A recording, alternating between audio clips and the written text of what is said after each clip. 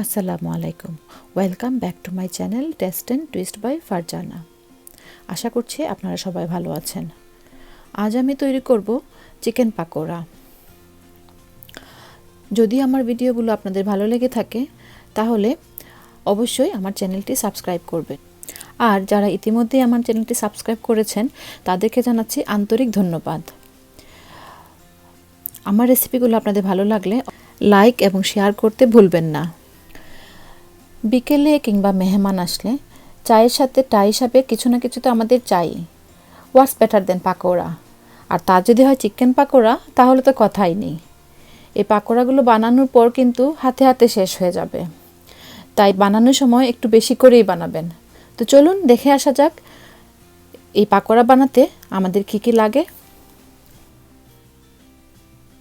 পাকোড়ার জন্য আমি প্রথমেই একটি মিডিয়াম সাইজের পেঁয়াজ স্লাইস করে কুচি করে কেটে নিচ্ছি।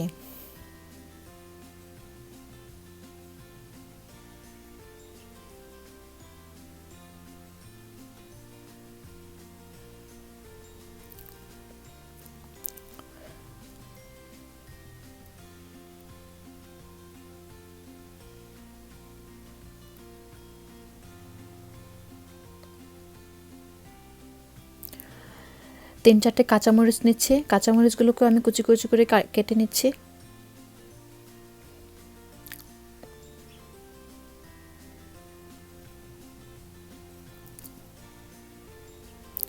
আর লাগবে ধনেপাতা।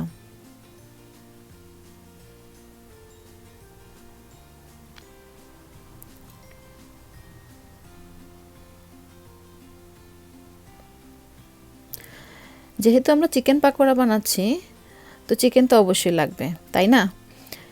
তো চিকেনের জন্য আমি আজকে নিয়েছি চিকেন ব্রেস্ট। আপনারা চাইলে চিকেন থাইও নিতে পারেন বোনলেস করে।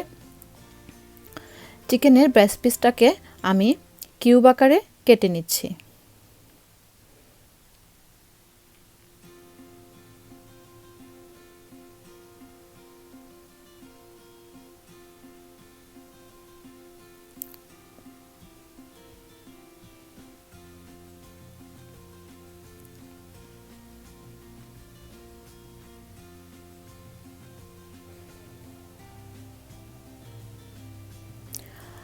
আর লাগছে চালের গুঁড়ো আর বেসন।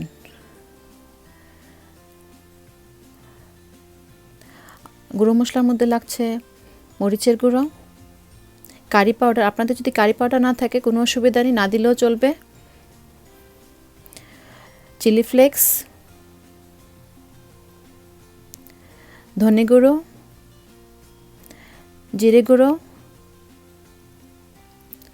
আর কর্নফ্লাওয়ার।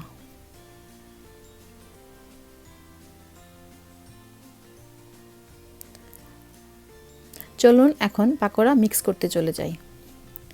তো এজন্য আমি প্রথমেই কর্নফ্লাওয়ারটাকে চিকেনের সাথে ভালোভাবে মাখিয়ে চিকেনের সাথে কর্নফ্লাওয়ারটাকে কোট করে নিব। খুব ভালোভাবে মাসাজ করবেন যাতে প্রতিটি পিসের সাথে কর্নফ্লাওয়ারটা লাগে। এতে করে চিকেনটা ক্রিস্পি হবে কিন্তু ভেতরটা ময়েস্ট থাকবে।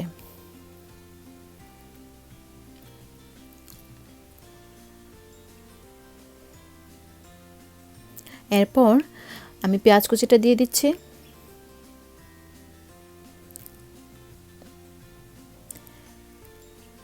এখানে আমি প্রায় 4 টেবিল চামচের মতো চালের গুঁড়ো নিয়েছি, 3 টেবিল চামচ পরিমাণ বেসন,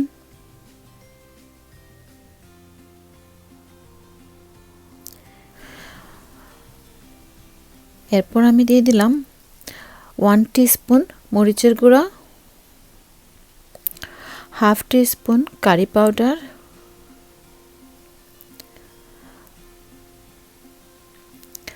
1 teaspoon chilli flakes, half teaspoon ধনের গুঁড়া, হাফ টিস্পুন জিরে গুঁড়া, ধনেপাতা কুচি আর কাঁচামরিচ কুচি। ও লবণ দিতে কিন্তু ভুলবেন না। আমি এখানে 1 টিস্পুন পরিমাণ লবণ দিয়ে দিচ্ছি। লবণটা দিয়ে আমি একসাথে সব কিছু মিশিয়ে নিচ্ছি। এ পর্যায়ে আমি কোনো পানি দিচ্ছি না, কারণ পেঁয়াজের মধ্যেও কিছু ময়েশ্চার থাকে আর চিকেনের গায়েও কিছু ময়েশ্চার লেগে থাকে। এগুলাতে আমি সব কিছু ভালোভাবে মিশিয়ে নিচ্ছি, এতে করে সব মশলা চিকেনের গায়ে ভালোভাবে লাগবে।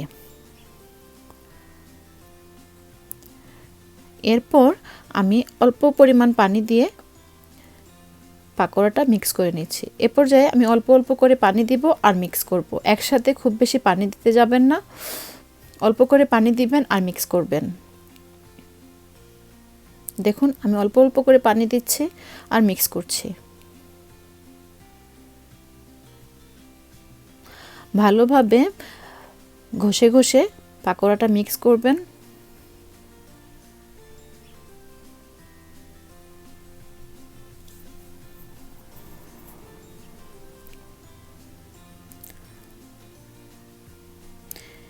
এটা খুব বেশি পাতলা কোনো ব্যাটার হবে না, চিকেনের গায়ে গায়ে ব্যাটারটা লেগে থাকবে।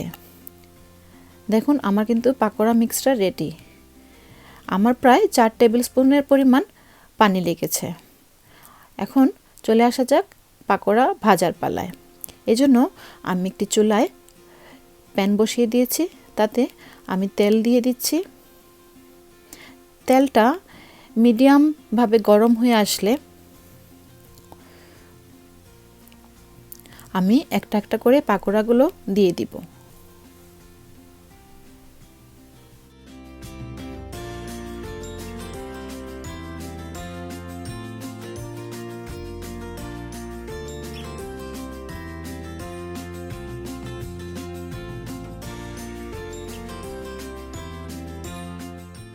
আর পাকোড়া ভাজার সময় চুলার আঁচটা কিন্তু মিডিয়াম রাখবেন।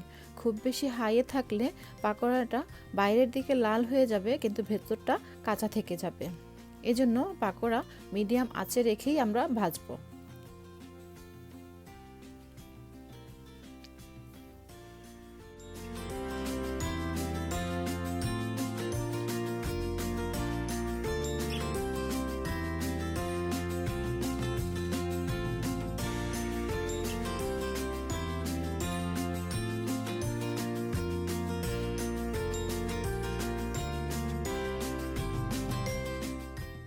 পাকোড়াগুলো আমি মিডিয়াম আঁচে ভাজতে থাকছি। পাকোড়ার এক পাশ যখন ব্রাউন কালারের হয়ে আসবে তখন আমরা এটা চামচ দিয়ে উল্টে উল্টে দেব। যেগুলো ব্রাউন হবে সেগুলোকে আমরা উল্টে উল্টে দেব।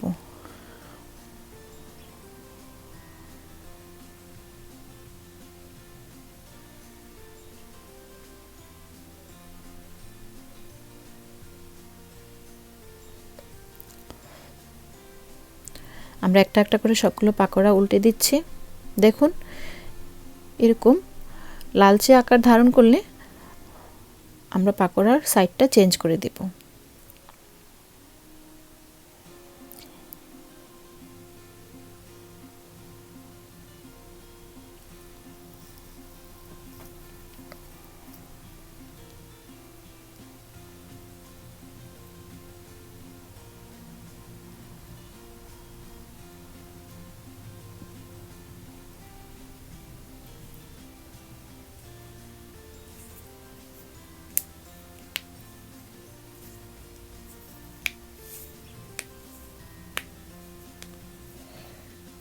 পাকোড়াগুলো কিন্তু হয়ে এসেছে।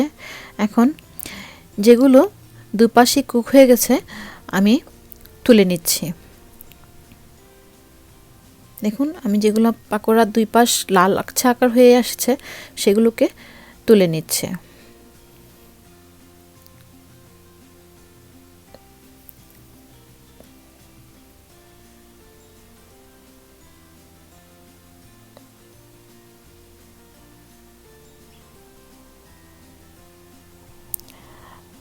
পাকোড়াগুলো হয়ে এসেছে, এখন আমি তেল থেকে উঠিয়ে নিচ্ছি।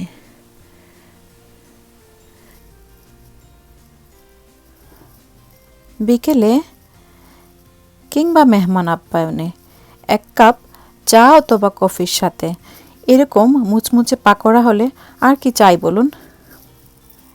আশা করছি আজকের এই পাকোড়ার রেসিপিটি আপনাদের ভালো লাগবে। আর ভালো লাগলে অবশ্যই আমার চ্যানেলটি লাইক, কমেন্ট, শেয়ার করতে ভুলবেন না। আর সাবস্ক্রাইব করে আমার চ্যানেলের সাথেই থাকবেন। ভালো থাকবেন সবাই। খুদা হাফেজ।